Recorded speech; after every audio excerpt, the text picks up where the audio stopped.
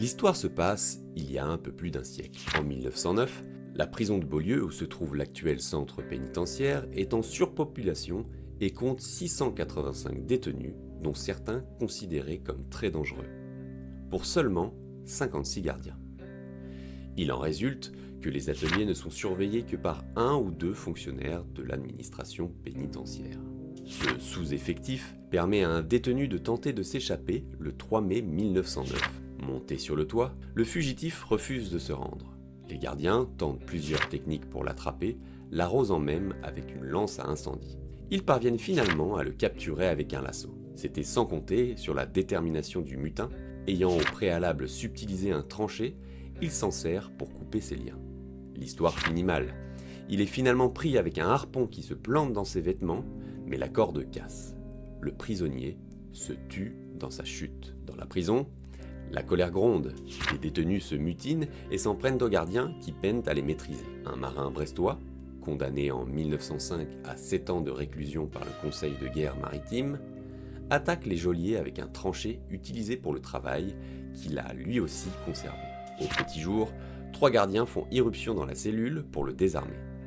Le forcené se jette sur eux, un des gardiens est gravement blessé à l'épaule. Le lendemain, même scénario à l'atelier de corset cette fois-ci. 2 détenus se jettent à leur tour sur 2 gardiens et tentent de les poignarder avec des ciseaux. L'un d'eux, désarmé, tente d'arracher l'œil d'un gardien avec les doigts. L'un des forcenés crie à ses camarades « Tas de crétins, il faut mourir !» Ces co-détenus ne bougeront pas, et les gardiens s'en sortent cette fois-ci avec quelques égratignures. 4 mois plus tard, les mutins se retrouvent aux assises. Le marin brestois, qui manifeste des regrets devant les jurés, écope de 10 ans de réclusion supplémentaire. Pour les 2 autres accusés, c'est une autre histoire. Devant le jury d'assises, ils nient leur intention de tuer. Les circonstances atténuantes ne leur sont pas accordées.